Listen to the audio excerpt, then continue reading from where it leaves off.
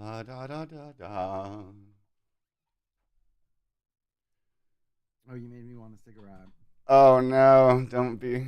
I don't want to be a bad influence on you. No, it's okay. You can smoke. I'm a bad boy. Okay.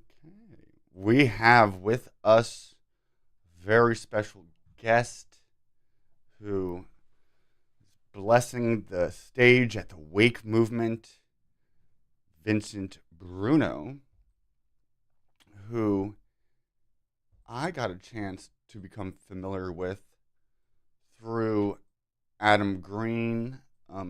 Had you on his show before to discuss the Noahide laws. And so I want to do that a little bit.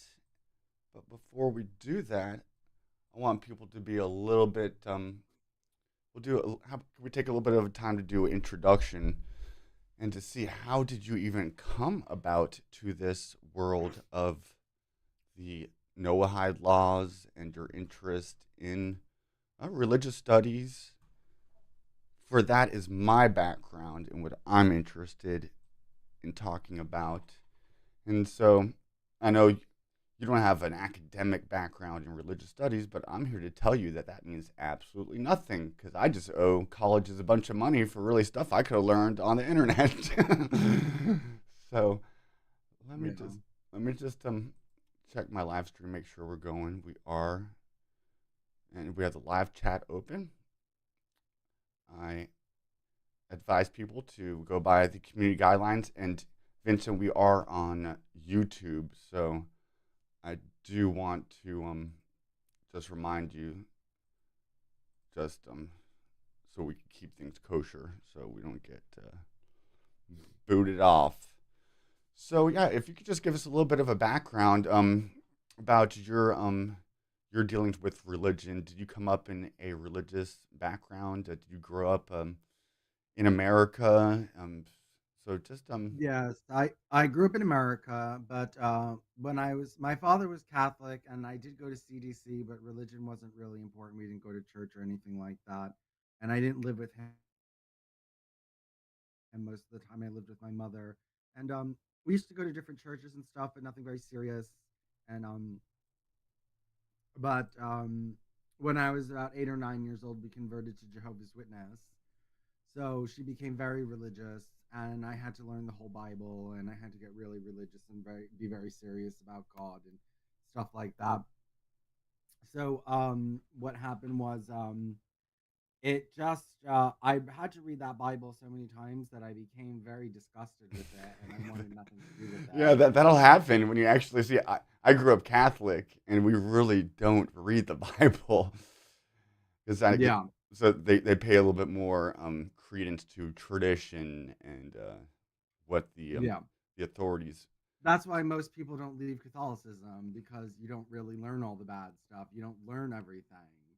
You don't learn all the problems and stuff like that. That's why most people, like, Catholics stay Catholics, and no reason to leave the church.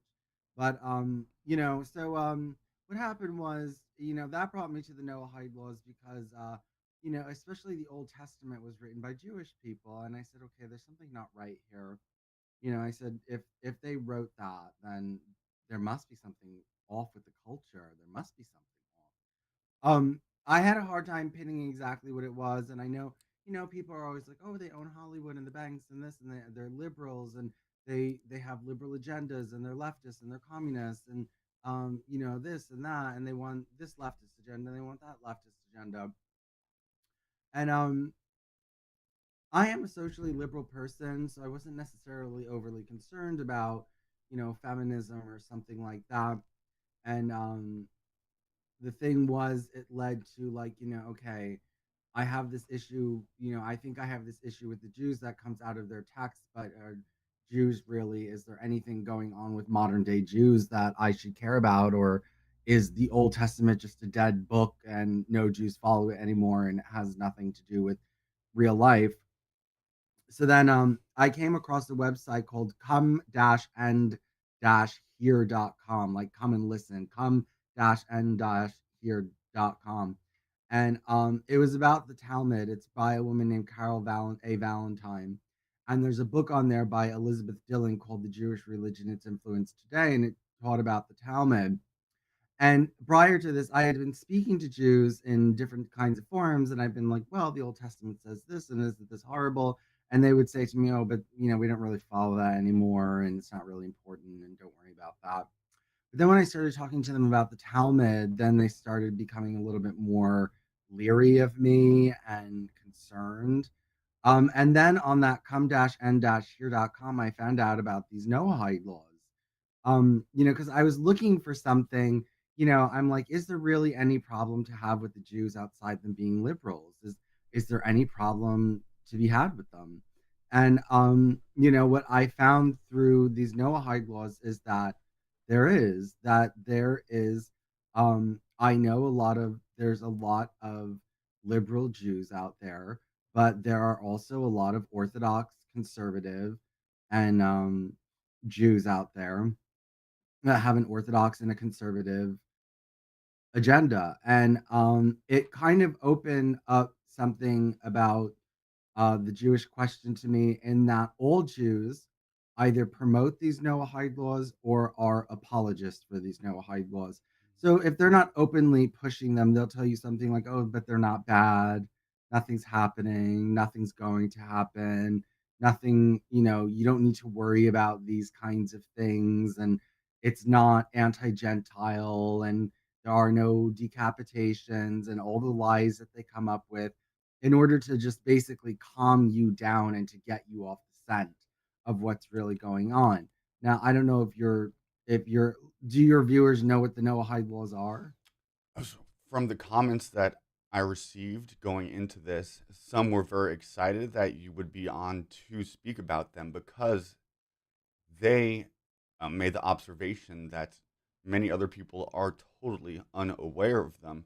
I recently saw Ben Shapiro address it, and he did the same kind of apologetic Yeah, I spin saw on it. He's that. like, "Oh, The Rubin report. they're just universal, like just good morals and an ethical code for everybody to that could get under," and not so much when you actually go in and look a little bit deeper.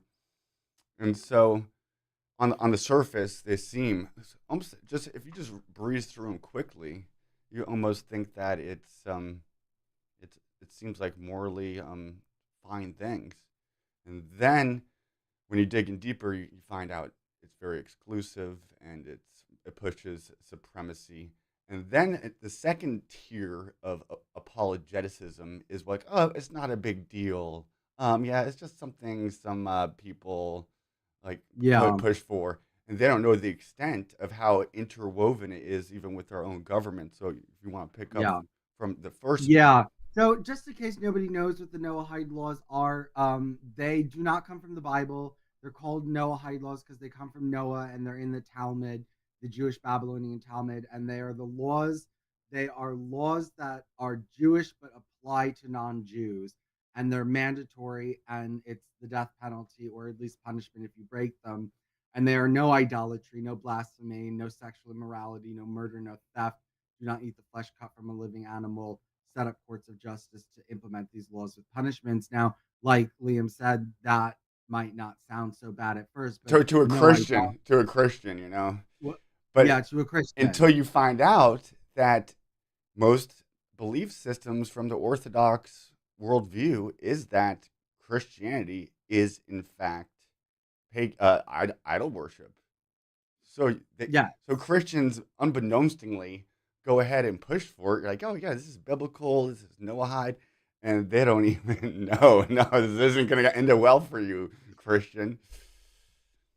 yeah, no, the yes, the because of the Trinity. The problem is that Christians believe God is triune, which confuses the oneness of God, and also that God took shape, that God took physical flesh and form as Jesus Christ, and that is also considered idolatry. And also remember, no blasphemy, and Jesus was tried for blasphemy. Just I think to say that Um, Jesus is the Son of God, I believe, is blasphemy. Is where the blasphemy comes in. well, they they talk about no blaspheming, but then that also refers to like no blaspheming the sages or ultimately Yeah, any Jewish person, because the Jewish person is almost like how the Christian. This may sound fringe, but it's really not when you think about it. Like how Christians treat Jesus as like the incarnation of God on earth. Really, in Jewish theology, it's they believe that they are all God incarnated on earth and should be yeah, almost treated such. So there's a commentary, an extrapolation on the Noahide laws where it says like blaspheming of the sages, like you can't make fun of yeah. the sages. I'm like, well, that's one of my favorite pastimes. So, Mhm. then, Yeah, no. Yeah, and blaspheming the sages, saying bad things about the sages or about the Jews. I think to speak negatively of the Jews is considered to be like your it's considered to be that you're pursuing them, like you're pursuing them to hunt them down. You know what I mean? It's kind of like they have all these different kinds of things that all these different kinds of laws to outlaw all different kinds of things under certain restrictions. Like, okay, like Gentiles are not allowed to read the Talmud, right? The Gentiles are not allowed to read the Talmud except for the parts that apply to them, which are the Noahide laws. Now, the Talmud makes it clear. It says because there's sneaky stuff in there that if we knew about it, we would use it against them in court. It specifically says if they knew our laws, they would use it against us in their courts. Um, but why did I bring this up? Oh, but like they'll outlaw reading the Talmud under the law of theft.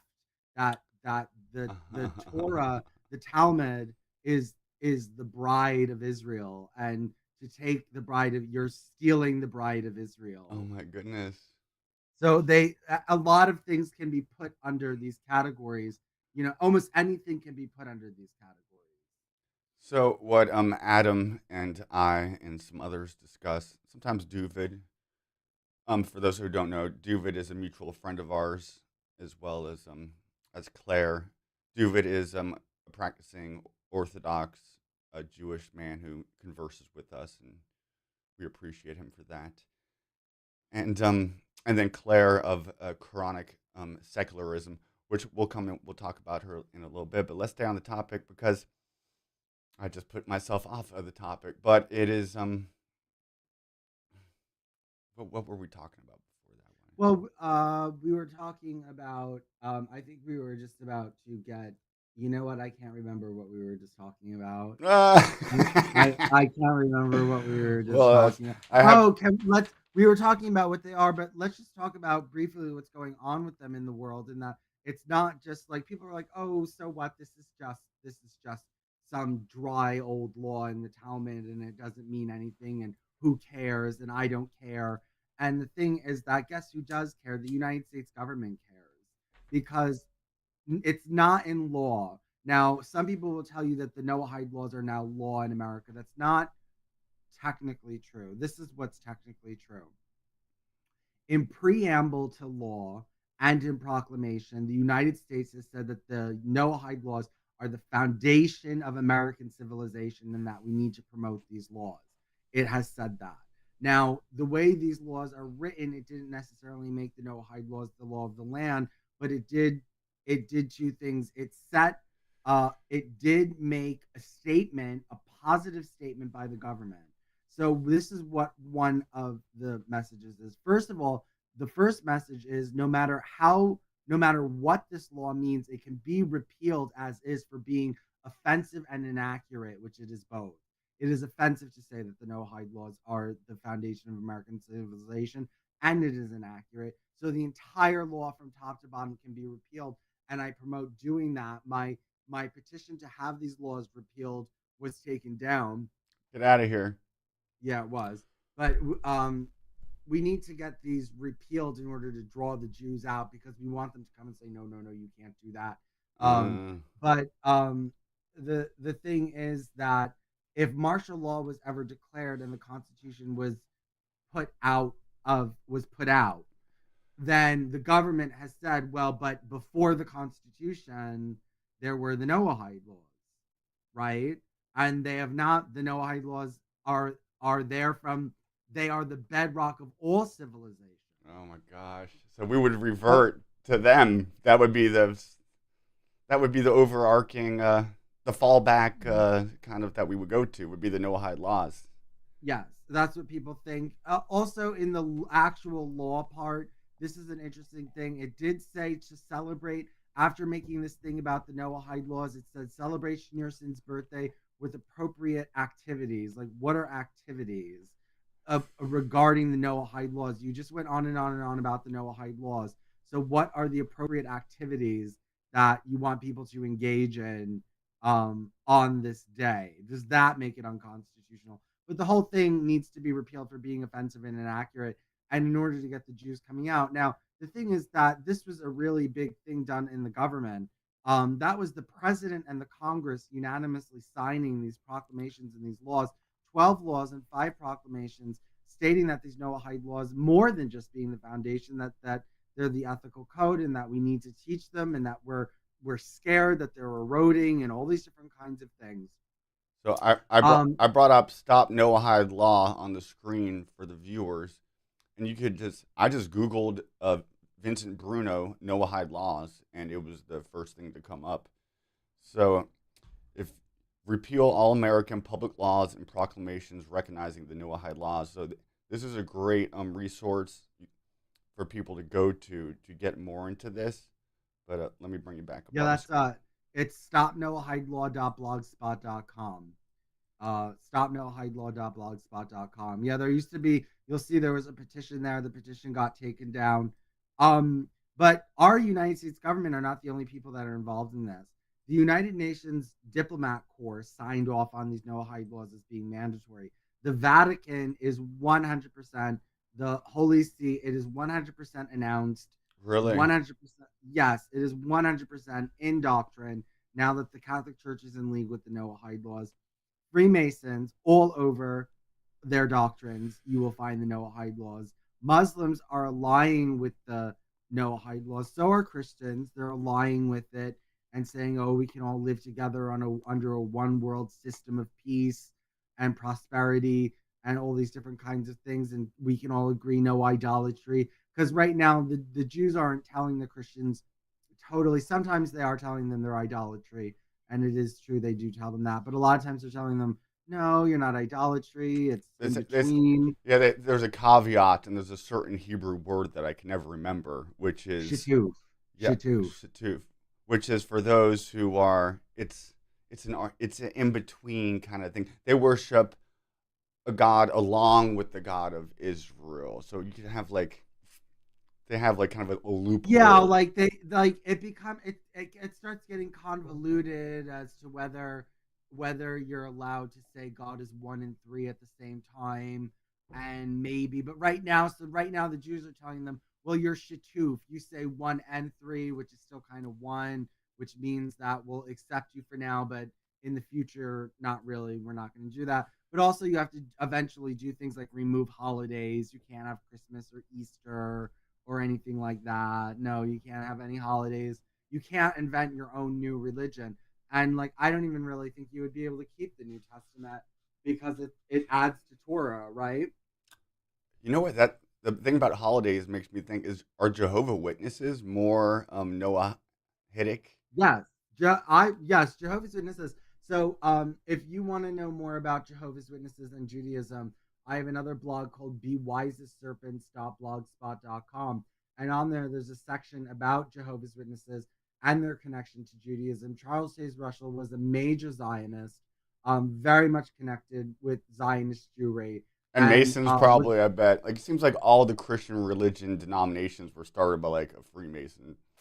Yeah, they actually, that's what let me finish this and then I want to get to Right. that. The He was a Zionist who believed the Jews should go to Israel, stay Israel, not convert to Christianity and remain Jews, and that all the Christians outside of Israel should be non-Trinitarian Christians. Now, Charles Taze Russell he denounced Freemasonry, but he obviously stole from it. Mm. When you read that Be Wise as Serpents blogspot.com, you'll see he stole from it. But definitely, as you said, all the denominations that came out of America, Jehovah's Witness, Mormon, Christian Science, Seventh day Adventist, all have their basis in Freemasonry and Judeo Freemasonry.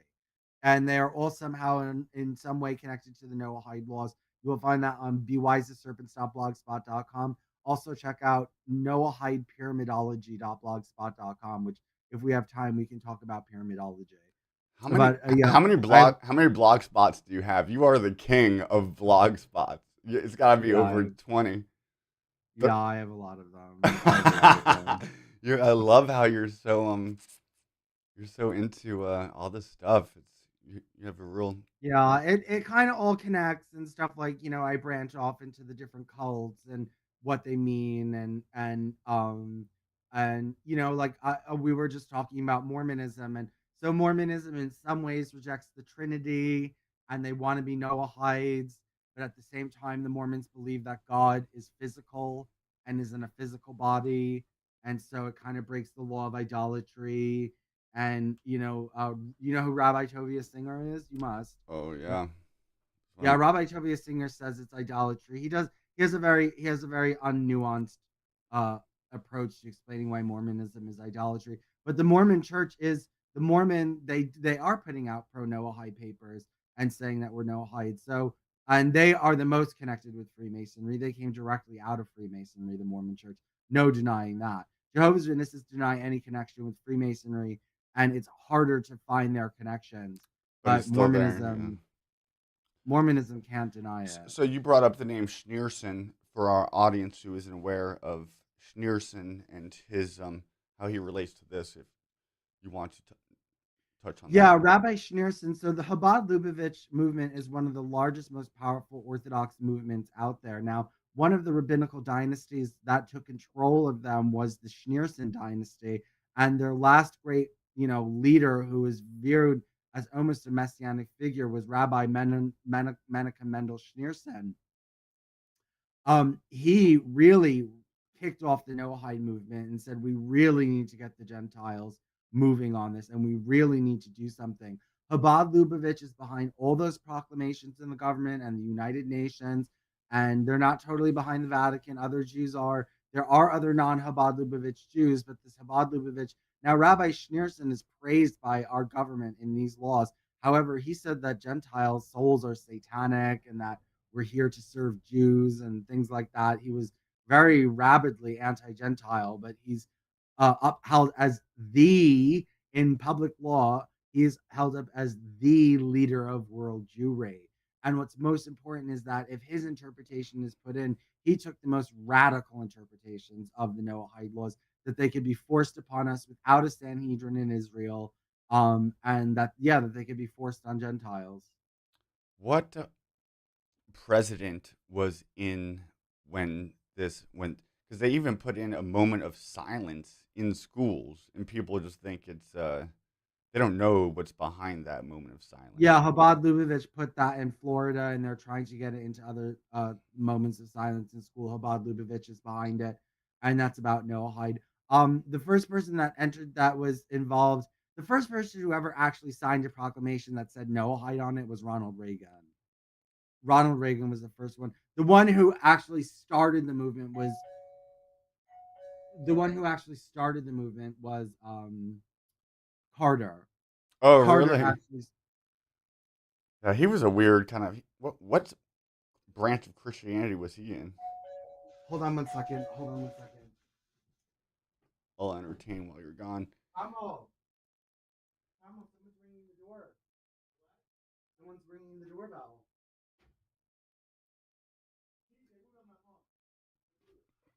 Sorry about that. I don't know what's going on in my house. We are Echo, turn on the lights.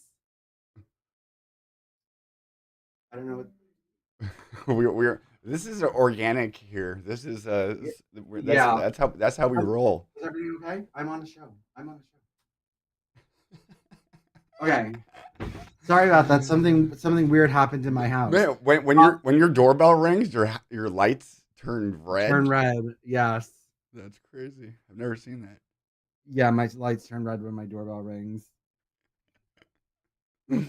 So yeah, so Jimmy Carter. Oh, Jimmy Carter was a Christian, but like, what kind of Christian was he? Was he Mormon? I don't know. Probably just some kind of Protestant, you know, Um,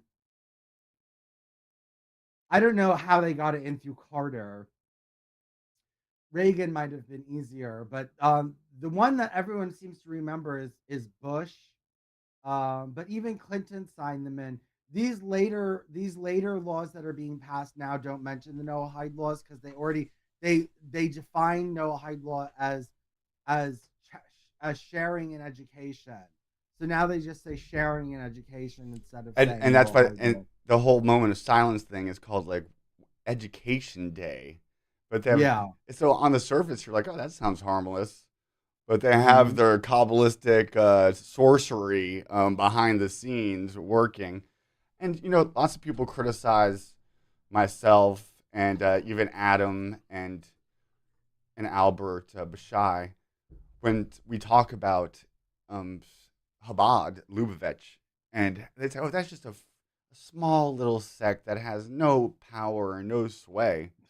No Which power. That they're humongous. Like Jared Kushner, the yeah. person behind our president, whose daughter married into the family, it's went to the grave of Schneerson, who has a birth date and no death date on the tombstone, which is very messianic, Yeah. and they they groomed Netanyahu and put him in place. They have a very close relationship with Putin. They Yep. they're in New York City. They're humongous. They have They're big in the UN. They're big in the oh UN. really? Well, they're the ones who control the Noahide Organization of the United Nations. Yes.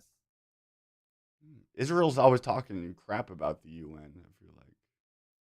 Well, yeah, no, they are, but I mean, they do have a Noahide organization inside the United Nations.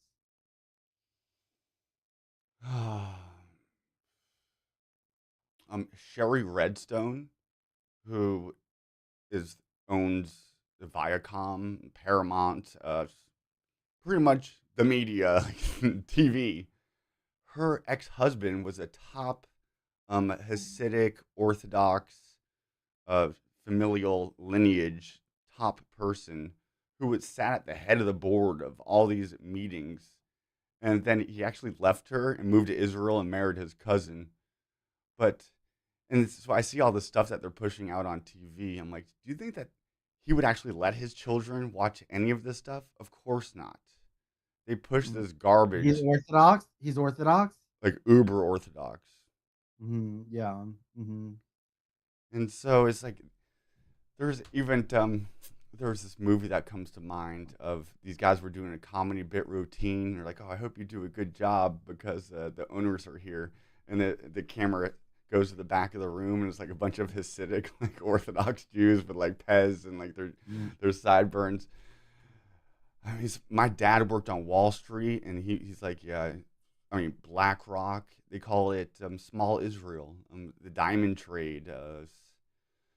I mean, I don't want to be the stereotypical like the Jews are behind everything, but I think it's hard to, and I always like to make, I like to say ahead of time that I never blame all the Jews for anything, but they should still be able to be in the conversation in the public square. And I'm not calling for any violence or anything. I'm just making observations and bringing these things to the surface. And I am critical of the religious theology behind it, not the people, unless these people are espousing such supremic things. So when these rabbis are espousing such supremic ideas that entail the even genocides of Gentile peoples, then I will speak out against that unapologetically. But just as Yeah. just a I bit, mean, I handle it in that, people say, well, not all Jews, not all Jews, not all Jews. I've been doing this for 10 years. First of all, I will tell you 99.999% of Jews. I I have met one, two, three Jews, maybe of all the Jews I've ever spoke to, that said, "Yeah, these Noahide laws are a bad idea. Wow, I can really understand where you're coming from. This sounds bad. I'm against this." Like, how many of Jews are you going to find that actually say that and say, "I understand where you're coming from, and I think that these laws should be repealed," and you will find very little. What and what it what just does Duva do? Duva does kind of an apologetic thing for him. He's like, oh, these are just. He yeah, really beats around the corner with that. He doesn't give a direct answer. I think he just hopes yeah, we go no, to a different topic. yeah, exactly. And it's not, none of them are ever going to understand. Like, I don't, they're just like, I can't, like, there's this Jewish guy Gilbert, and I can't understand what your problem with them is. I just can't see it, and you know what I mean, like that's how they're going to be. I get that a lot of people are like, why are you so obsessed with the Jews? like, like, why is nobody else seeing what is going on here? And so I have family people who call me like anti-Semitic, just because I'm critical of Israel, and I have been forever. And so now that it's trending for a little bit for on the left, I'm getting a little bit of vindication, but not nearly as much as we should be getting. I try to do it from a more from the religious aspect, but then I go and find out. Okay, so we have secular Jewish people, but and they still very much have this. They might say that they don't believe in God or the Bible, but they still do believe that they are that's their land and it was given to them, which is comes from the Bible, and so they don't even realize how they're still actually religious. And really, if they say they're Yeah, secular, they're just like really racist, actually. yeah. I mean, yeah, yes, yeah, they don't take the Bible very seriously, yet they still want the land. And make a choice. Is the Bible correct, or is it just nonsense? And like, it does it give you don't use the Bible as a means to get your state, and then say, well, we don't really believe in this anyway, and we're not going to take it seriously, and we're not even religious, and we're actually going to break all of our rules, and actually promote the breaking of these rules across the globe.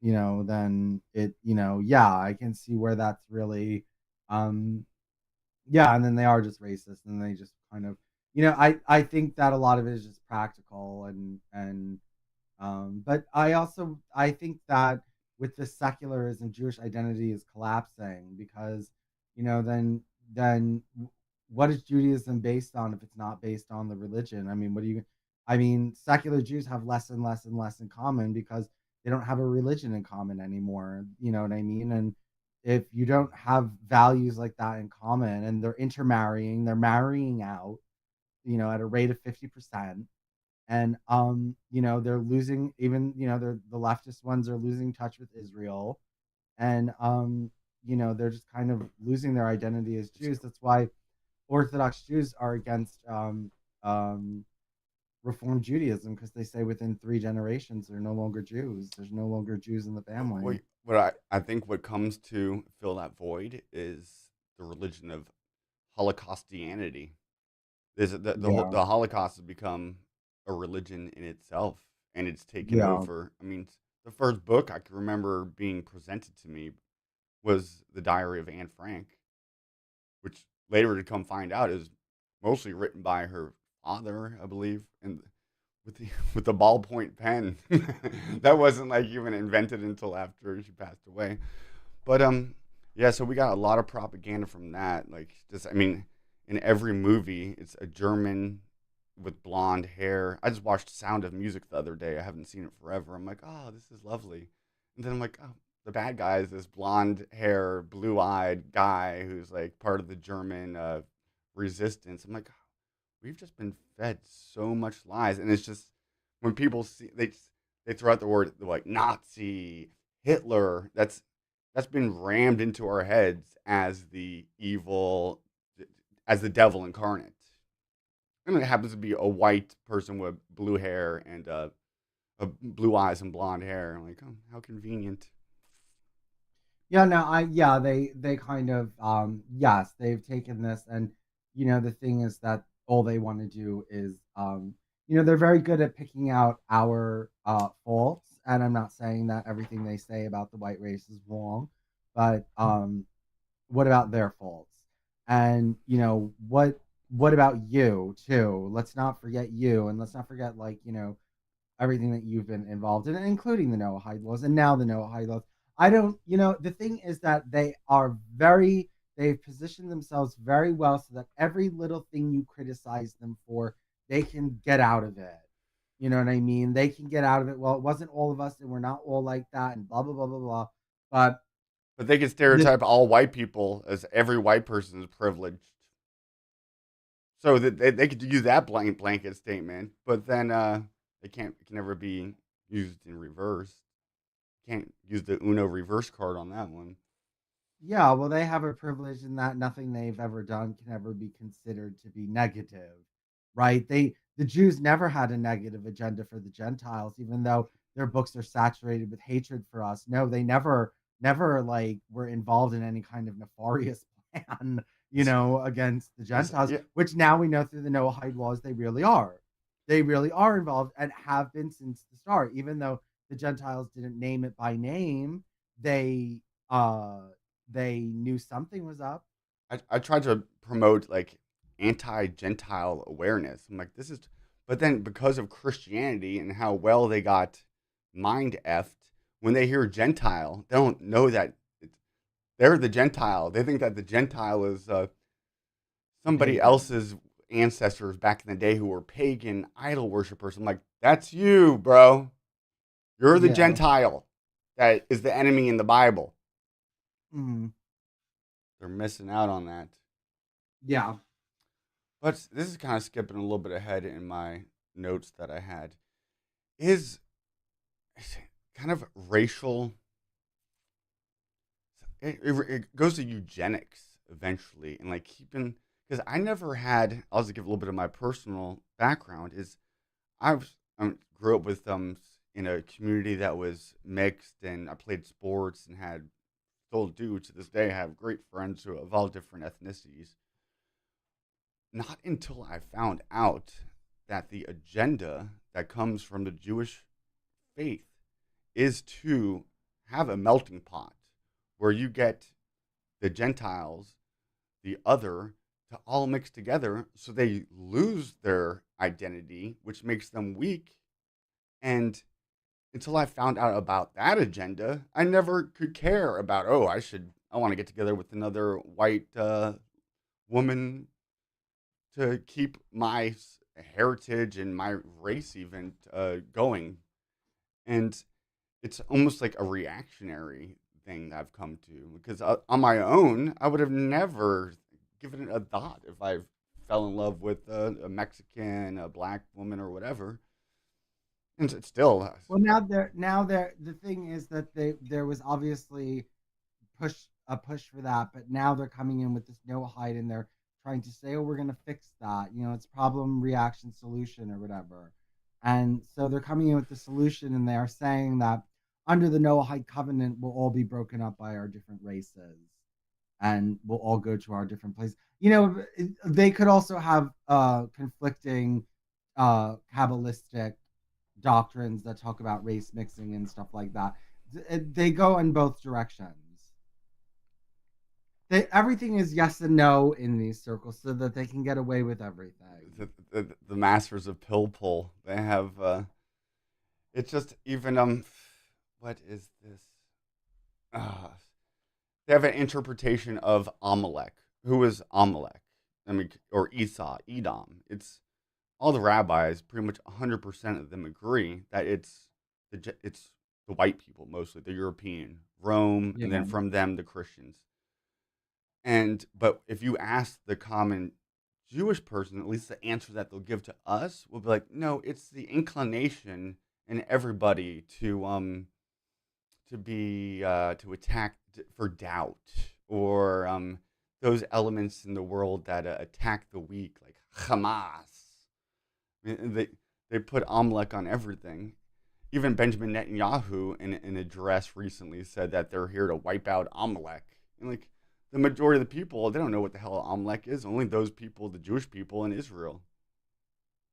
And P.S. The whole story of the Exodus is a total fabrication, totally fictional. There's absolutely zero historical evidence of it.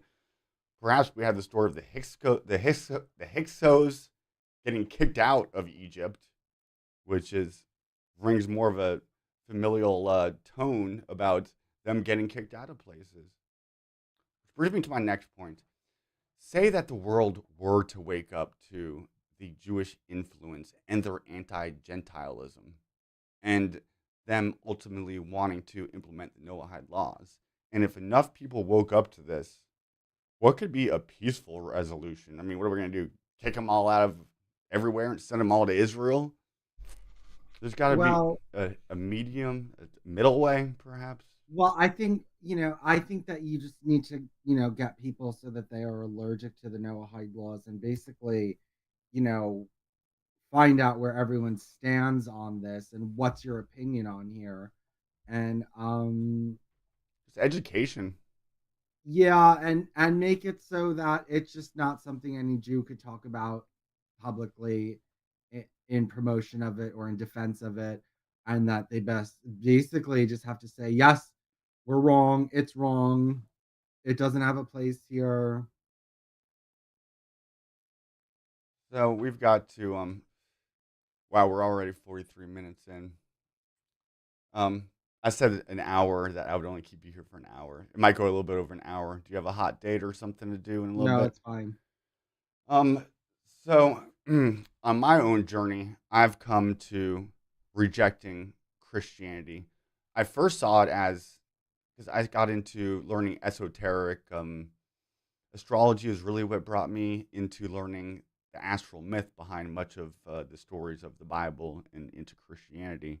And then learning religious studies and the other dying and rising gods that were amalgamated in. And then I got into, well, why was this created? And so then I got into Adam Green and how the theory is that it was created, or if not created, definitely used as a way to get the pagan Gentile world to reject their tradition and to Yeah. adopt the worship of a Jewish God and a Jewish God man superhero. So now I reject Abrahamism and Muslim Islam. I see as that being that same methodology being targeted towards the Arab world and even made Hmm. more Noahidic because Christianity might have been a Frankenstein that got a little bit out of control when they turned a man into God, so it was not as Noahidic. So they're trying to reel that back in. So I still have a proclivity, an inclination towards spirituality, um, and I see the benefits that religion has for us, communal aspects, even perhaps the teaching of morals and ethics. Not that we can't find it in other places, but it helps to bring it into to teaching our children and whatnot. And so, and then just our how we're inclined to have funerals and so what I am trying to do personally is come up with almost a syncretistic way of doing religion, if you will. And these words I put in quotations because they're so heavily packed, but just for the sake of conversation, I'll use them. And do you think that religion should just be wiped away, or do you think that is there a way that we could come up with a new way of doing religion that might be beneficial for humanity? Well, it seems like people need religion. It just seems like, you know, there are some people that don't need to think about the mysterious beyond and what happens after death and where to get morals from rather than themselves and eternity. And there are just some people that don't need that and they're fine without it and they're rare people. And it just seems like most people need something like that. So if you basically are a society and you realize that people need a religion and it's going to affect the way they behave, well, then you better engineer a really good religion. Now, I promote Beyondism, which is the teachings of Raymond Cattell. I don't know if you've heard of them before, but you He have. was a psychologist, kind of I think at Harvard or Columbia, and he came up with a bunch of psychological tests to like measure people's aptitude in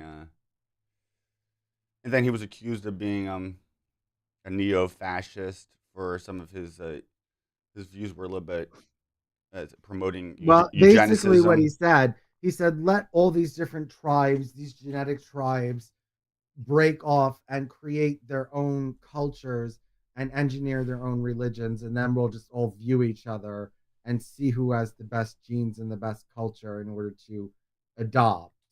So, an example of this is would be like Nation of Islam is now doing Scientology e-meter reading Oh, really? thing. Yes. I did not know So that. like that would be like an example of doing something in a beyondist principle where you're a cult and there's another cult and they have a good idea and you steal it. Oh. Yeah. Not that that's a good idea, but it's just an example of what I mean, where you let all these different cults emerge. So you would allow Scientology to emerge and then, excuse me, So whatever's good in Scientology. it's like survival of the fittest religion wins. But then, so then that would just give credence to Judaism because, okay, well, they're obviously winning because they got everybody to take on their Bible as the word of God and them as the chosen people. So they got Christianity, they got Islam. So according to that theory, well, they're the winners. Well, yeah, I mean, it would discourage. He discouraged Catholicism because he said it creates monoculture. It unifies spirituality. It's a centralized dogma, and he said that's very bad for diversity. You need genetic and cultural diversity in order to have a system that selects from different groups in order to get what's best. And I extend that into monotheism, where I'm saying that monotheism is bad in that it, makes. He was in favor of Protestantism because he said it breaks off and makes all different kinds of cells Um, that you can learn from. mm, But I would take that farther and say you want polytheism rather than monotheism. I know. See, that to the common Christian, when they hear the word polytheism, they freak out. And so I'm very conscious in the words that as I construct a new way of doing spirituality and community, I have to be so conscious. I put myself in just me 10 years ago. And when I hear words like polytheism, paganism, I, I know that that's going to lose people. So I want to throw a big net in, in to grab a lot of people. Your place is happening tonight. What do you got? Yeah, I You don't know what's going on. I think my husband is doing something with electrical the electrical stuff. oh, so being having a husband that I wasn't sure about your sexual proclivities, and I don't care. I really hate identifying people by like what sexual preference they have. I feel like that's so unconstructive. But that must have been a part of you breaking out of the Christian It unity. wasn't the biggest part. It was actually the last part. Really?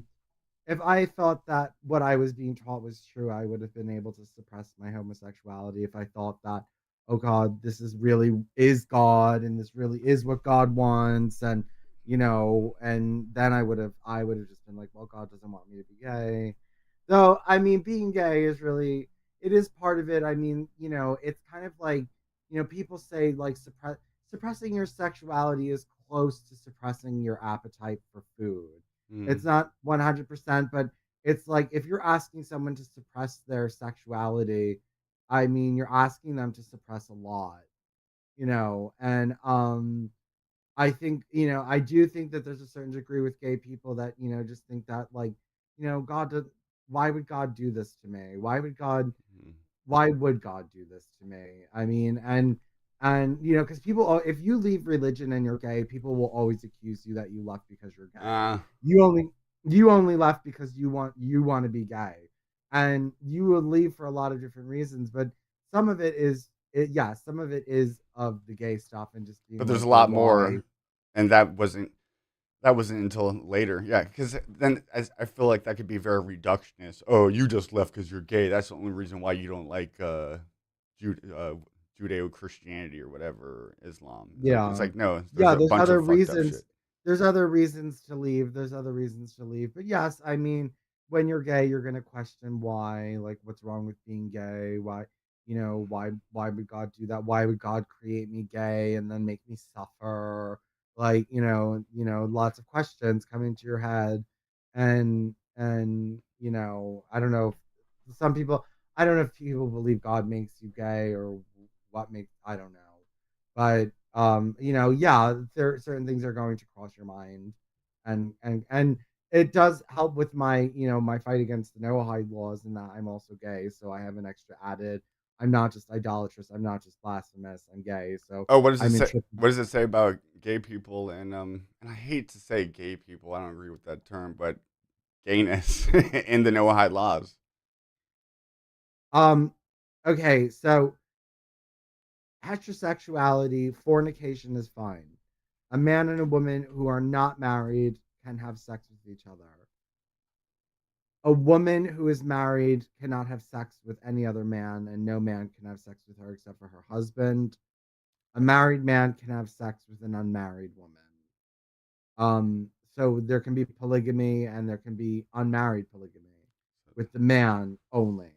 Well, But these are the things I could get behind, actually. Go ahead. I'm just joking. it outlaws sodomy. It does not outlaw lesbianism, though it sees it as lewd. It does not outlaw prostitution. Um, it does not directly outlaw transvestism. It really only outlaws homosexual gay male sex, though all LGBTQs are viewed as kind of like something you don't want to be. Hey, maybe that could be a way for us to get this thing going. Reach out to the rainbow flag community. Be like, hey, Well, this yeah, is I going mean, on. you would try, though. The thing with gay people is a lot of them are religious and Christian too. And these people where they kind of like they mutate it and they take something that's bad and then they twist it and make it good. And then we're all supposed to think that Christianity is okay because you've twisted it and made a gay church. And so now we're all supposed to like suffer from Christianity and its hegemony because you have a gay church. Like, your other Christians don't even accept you. Don't act like you know what I mean? Don't act like you represent Christianity. You don't represent Christianity. But they'll make excuses for it, and oh well, it's not that bad, and they'll go back and forth. A lot of gays are anti-Christian, but it's a mixed bag in the gay community. So you came into studying Hinduism and perhaps even adopting some of its tenets on your I did. on your I was a journey. Hindu. I was a Hindu for a very long time, and I was a Hindu because I thought it was much more compatible with European paganism. But the thing is, what happened was this was a slow process, in that I noticed the amount of Jewish influence that was going on in the right wing Hindu circles, and it was so pervasive, and they were such diehard Zionists, and I couldn't get them to see anything.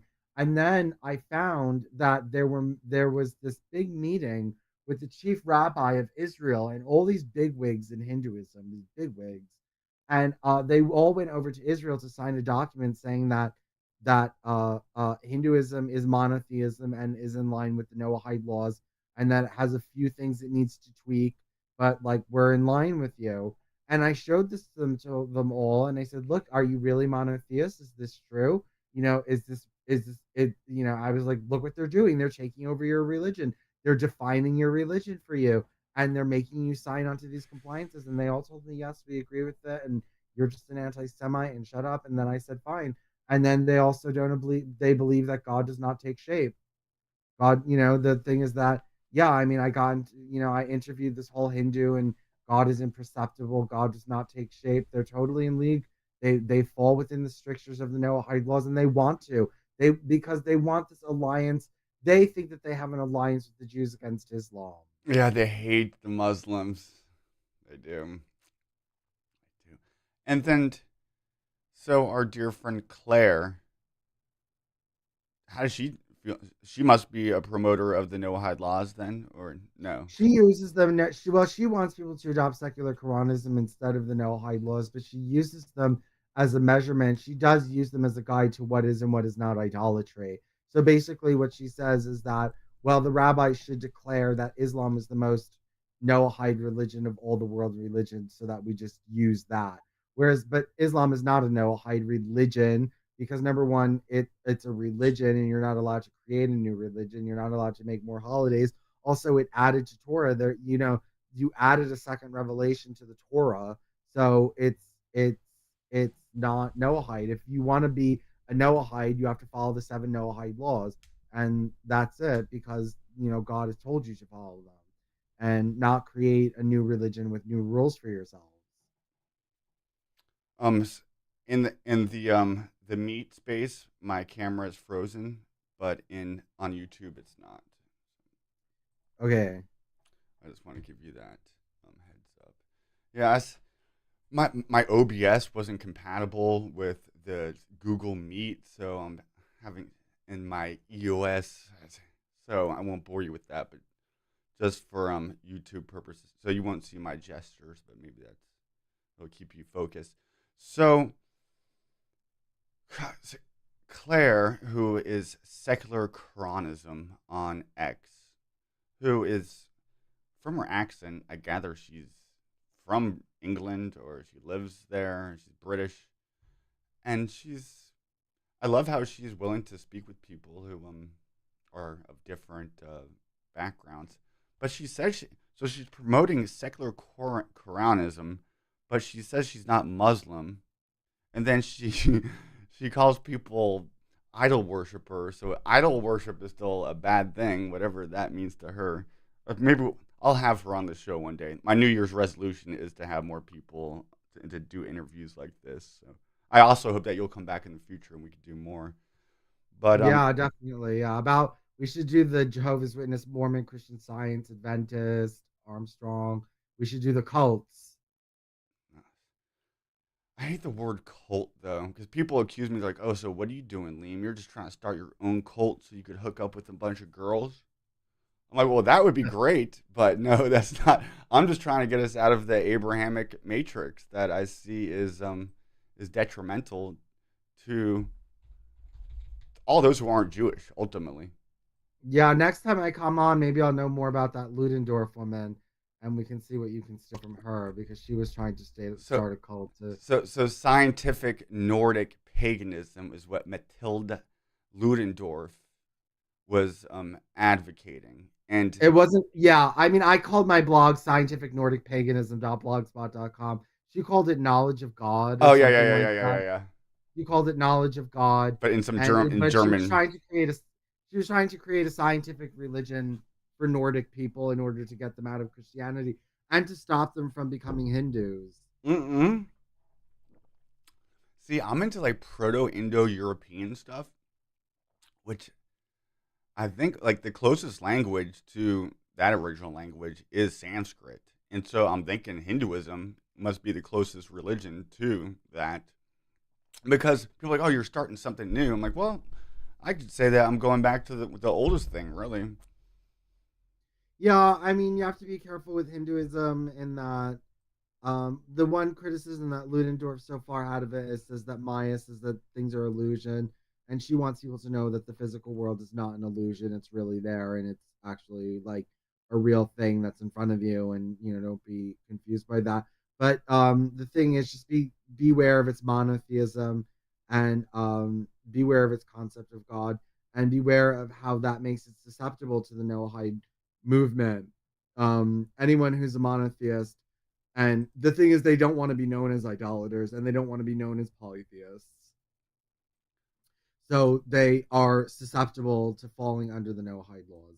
And, I tried to be a polytheist amongst them. And, honestly, my ideas really didn't fit with theirs, my more scientific type of thinking. It wasn't exactly what I thought it was. And, Vedanta, I want to start a whole campaign to kind of like pull apart Vedanta and see what's wrong with Vedanta. Yep. I came across some because I was always like trying to get us out of Abrahamism and so promoting the Eastern religions as an alternative. But then I read some of their texts. I'm like, oh, this is also pretty whack and totally messed up. And like, there's some really unhealthy teachings about woman and lots of elements that just I don't know. 'Cause maybe I'm taking it out of context and putting it into today, but I think that's what we should do. What lots of people criticize me, like, who are you to start your own religion? First of all, it's not a me thing. I'm trying to just bring things together, but I do have a background in religious studies, in theology, and working in the Catholic Church as a director of religious education, faith formation. And so I actually, if anybody is going to start a new religion, I feel like I'm quite qualified to do so. And I think using such things as astrotheology, perhaps even perennialism, which is that there is this mystical teaching that is threaded through all the world's religions, that we've got to today, and that has been really kept in the esoteric circles. But now with the advent of technology, with the internet, that we have the ability to find these things out and share them without joining into some weird Masonic cult that is Abrahamic at its core, anyways. I think we do have an opportunity now to address perhaps even the religious desire for man, and to have it be in line with reason, logic, rationale, even science. And so I think we really need a renaissance and a reformation of religion. When the printing press came out, we had a reformation in the Christianity, which Protestantism came out of. And I think now with the advent of the internet, that we can have a reformation of religion altogether. Perhaps. Yeah, yeah. It's hard to, the thing that I like about Beyondism is he just says it's hard to know what the best form of religion is. So, let people form their own. I know you don't like the word cult, but let people form their own cults, and then look at them, and absorb what's best and reject what's worst from them. And because I don't know if you're trying to create some kind of like all encompassing faith system, and exactly how to do that. I mean, with clerical, like, I understand some ideas about stealing some things from the Quran that might sound good. There's things in the Quran that sound good, that are like good advice Yeah, and stuff like it's that. probably the least messed up of the Abrahamic religions, just because it's the newest. Although there are these Quran only people who have flooded into the circles that I'm in lately, who think that like anything that includes the Hadith, which is almost like the Talmud to the Judaism, which is like commentary and tradition later, they exclude, and so they're like Quran only people. But it's, and they think that they're actually, that Abraham was actually Muslim, and and Moses was part of the Islam tradition, and so it's almost hard to debate them. Like, well, it's just so ridiculous. Yeah, But oh no, I know, and the fact that Arabia was Islamic for all that period of time, and it yeah, disappeared, and then it only reappeared when Muhammad went back there, and there was like absolutely no trace of Islam whatsoever in all of Arabia, not a single trace of it. it's just when something is just so out of left field, it's hard to debate. I'm like, how am I going to debate somebody who believes in the spaghetti monster god that that all of history was a lie until 150 years ago after a mudslide in Tartaria, and I'm like, these are it's just it's not even worth my time. I'm like, if it's something a little bit more in line with reality, then I could get on board with it. But maybe I'm just being a little bit too hard on them.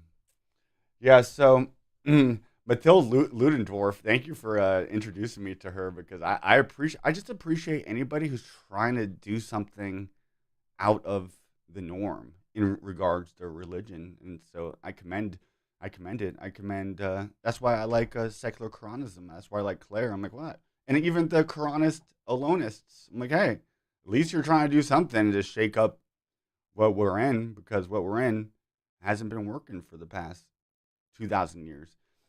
One of the things that I studied in religious studies was our definition of religion. We had a hard time even coming to an agreement upon it, because we could put such things as consumerism as the cult of the celebrity, as nutritionism, as all these things, nationalism, patriotism, all have religious elements to it. So when I was had my reshaped my idea of religion, I see that. So when the Christianity gets taken out, even Abrahamism, it does leave a void. And sometimes, in some cases, that void is replaced by nationalism. I see as like almost the most common thing. So elevating the leader of your country to some type of god type position, just like what we see happen with Trump.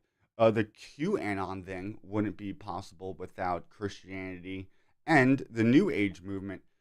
The New Age movement, I'm all right with in some aspects because it's a little bit of an alternative. But then it's lots of the New Age elements were brought into the QAnon psyop, where Trump is going to bring us into a fifth dimensional shift. I'm like, oh, what the? And then his whole messianic thing. Yeah. Yeah. That's just some of my thoughts. Let me go. Yeah, no, I mean, it does. It's led the evacuation of Christianity has led to a lot of problems, and actually, Ludendorff was saying that Christianity is the problem why so many people become atheists and godless because they just learn to be disgusted with religion. She was trying to make the point that Christianity's unscientific outlook on life is what made people like give up on God and say, well, God can't be true and God can't be real. But I mean, there's other things too. And I mean, and just the story and who wants to believe that. And, you know, uh, The, even if you believe that the end of Christianity is not very heroic, where, basically you're waiting to die and then Christ comes and saves you from being beheaded, and you don't save yourself and you're waiting for Christ to come out of the sky to make everything better for you. I don't think that's a good ethic to have. I don't think that's, especially like, all these Christians in the end. I mean, now all these white Christian men, and they're like, oh well, it doesn't matter if it all goes to shit because Christ is coming. or And they're secretly rooting it on the end of the world. They're yeah, like, oh, look at all this horrible stuff that's happening. Oh, that must mean that Jesus is going to descend from the clouds. And a very same ideology, theology is present in the mainstream versions of Islam. I don't think that's a coincidence that we're all waiting and similar to the QAnon psyop. That just sit back, enjoy the show, popcorn yeah, emoji. yeah, don't feel that all is lost, all is doomed. That's like when you take that to the extreme, you become a Jehovah's Witness where like the whole world is just damned. So don't even get involved in politics, don't get involved in anything in this world, just totally reject it and stay away from everything and just like live in your own little bubble. And you know what I mean, it's that it takes when that thinking goes to its extreme. I mean, look, if you believe that in the end, if you're a Christian and you believe in the very end there's nothing that's going to stop you from being persecuted, and that you're going to become a victim and you're not going to be able to protect yourself, and so Jesus is going to have to come out of the clouds, what is the point of fighting? Why? Yeah, just hurry it up, bring it on. You know what I mean? Why not just stop fighting now? You know what I mean? Yeah, Like, what are you fighting for if you're going to be losing in the end anyway? What are you even fighting yeah. for? It's actually nihilistic, Yes. and they think it's like filled with hope and glory and an afterlife, and that's in Judaism. They don't understand. Like they believe like in the here and now. That like they really don't even talk about the afterlife that much, and Yeah. so they create a religion for other people to glorify being a martyr. I see Yeah. that in Islam and Christianity. All these crazy stories that we had about the early martyrs and the blood upon what the church was built. When I was all up into Catholicism, I'm like, oh my goodness, look at these stories. And then I go back and read them. I'm like, oh, these are totally fictional, fantastical stories that make no absolute sense in reality. I can't believe I was believing these things. Yeah, no. I mean, yeah, I and like you said, they have us focusing on religions that are otherworldly and next worldly. That's why I don't like the term And beyondism. Like beyondism, it has that like otherworldly sense to the title of it because I'm so concerned about words all the time. yeah, I don't think it's a good title either. I think it's a corny name, Beyondism. But he was trying to say that it was like beyond current politics. Like it was just beyond anything that was out there. It was just like beyond what any other religion was doing or anything like that. And he was actually influenced by Mathilda Ludendorff. But He talked about yeah, a new morality from science. Like I feel like science does it really give us? Can we extract morality and ethics from science? maybe from evolution, but um, you know, uh, like if you believe in evolutionary psychology and evolutionary biology, I mean, there must have been some sort of thing, group cohesive workings that kept us alive and that kept certain groups, it gave them evolutionary advantages over others. And basically, so you would think that, look, human beings and communities needed each other. So if there was a community where people were allowed to murder each other, then they wouldn't really get that far. But in communities where they outlawed murder, then things would work a little bit better, and they would have a little bit better of a society and be able to compete more and therefore breed more. And so therefore there's a morality in evolution, and not, okay, not killing people is what gets you ahead, and killing people, your own people, is what gets you behind. Well, you know what do you think about gay people can't procreate? So how would that? well, that's the big thing. That, I mean, Cattell was against homosexuality, and I mean, I kind of agree that, look, I mean, homosexuality and feminism in a way do kind of um, destroy society, and that I do think it's more feminism. Not that I believe women. This is what I believe. I believe that when women become educated and have access to birth control, they want to have a lot less kids, and they want to focus on that a lot less. And when men have birth control too, they also want less children. It's expensive to raise children. It's hard to raise kids. You know what I mean? Well, People what don't what if it want. wasn't? What if it wasn't though? If it I know, if but it wasn't like, expensive, I'd have a bunch of kids, but I just can't. well, it is expensive. The thing is that, and it's been expensive always. Even the thing is that it used to be easier when people were farmers, because then you could just plant a little extra corn, and you would be able to feed another mouth, and it was easier. But as soon as the Industrial Revolution came in, nobody could feed 8 kids anymore. Farmers could have 8 children, but the people working in an industrial factory couldn't have 8 children. I beg. So my grandfather was a butcher out of the Navy back in '60s. He 50s, I guess, is when he had the family. Had 7 children. His wife didn't work. Owned a house. Owned a car. That is that has totally changed to today, Yeah. where you have a mother and a father with 2 kids who have to work 2 jobs each and have an OnlyFans account on the side just to pay for rent, let alone even own a house. We've we've really got priced out of everything. There's been a real decline in, and I don't think that's organically just happened. No, I mean, a lot of that had to do with, yeah, just like the way the economy is created, and the way the economy has been set up to run. And yeah, it really is, it is a problem. But I do think that homosexuality takes out a certain percentage of the population. And I think that there might be an incentive for men who have a lot to offer to actually, maybe it's just easier for them to live a life of leisure than, and a dual income, and no children, than it is for them to actually, you know, have kids. And I don't know, maybe more educated men don't want to have children, and whatever it is, but the point is to find a way to have women being free, and for us to be able to be homosexual and still reproduce and keep up reproduction. That's the way I see things that has to be done. And I have ideas about doing that. But yeah, otherwise, if you don't if all your best people are on birth control and having one, like in Korea, 1.3 children, you can't maintain your society that way. No, you can't. And Islam will take over. Something will take over. That's what You know what I I'm mean? thinking. Like, do I? Some I bet you some people more than some think, do I want to bring a child into this? The way that things are going, like, do I want to? Yeah, of course. No, a lot of people think that. But the problem is that only conscientious people think like that. The people who don't give a shit have 8 kids. They live in a dump. They're living on welfare. They're drug addicts. Yeah, so They what's don't that? What's care. the opposite of eugenics? That's got to be what's going on. Yeah. Degenics.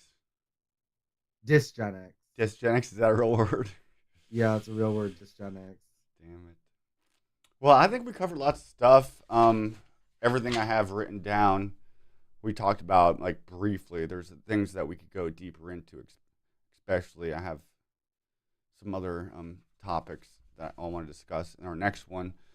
I took you almost 20 minutes over than I told you I would, but thank you for hanging in there. Sure. Vincent, I look forward to our friendship going forward, and I hope this is I know it'll be constructive, and perhaps so we could even get others in on. We could do like a group chat. I know Duvid is always willing to speak. Claire is. Adam and Albert usually are. And so, Okay. thank you so much for taking the time to come onto the show, and I really appreciate you very much and for your contributions to exposing the Noahide laws and for engaging us with all your great research and your knowledge and for all your activism. And so, thank you so much. Yep. Thank you very much. I'll talk to you soon, brother. Yep. Bye bye. Bye. Oh, what a treat. What a treat that was.